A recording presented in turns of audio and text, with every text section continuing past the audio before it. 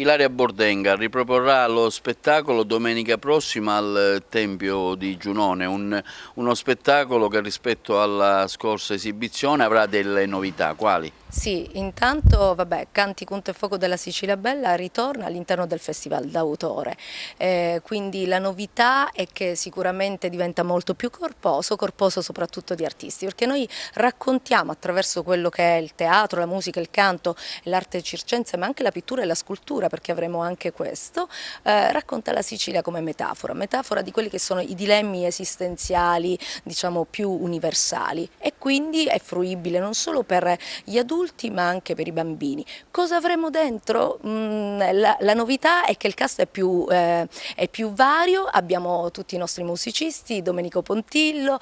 Gioacchino Finestrella, abbiamo sempre Fabio Ueli che mi segue in questo progetto e Mario Vasile. In più avremo tutto il coro del bel canto, Inen Furna che è il nostro soprano eccezionale che ci delizierà con la sua canzone, e ancora avremo gli artisti circensi dal giocoliere col contact, ma soprattutto con i fuocolieri che chiaramente faranno questa magnifica danza del fuoco per racconterò quello che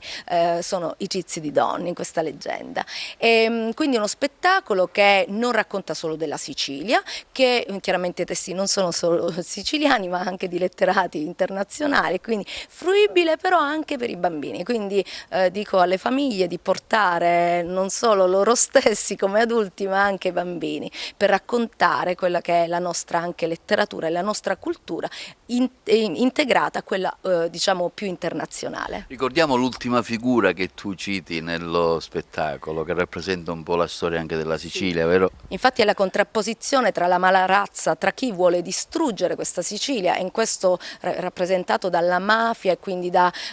questo virus dilagante che oramai è diciamo, nel mondo, e il Colapesce che invece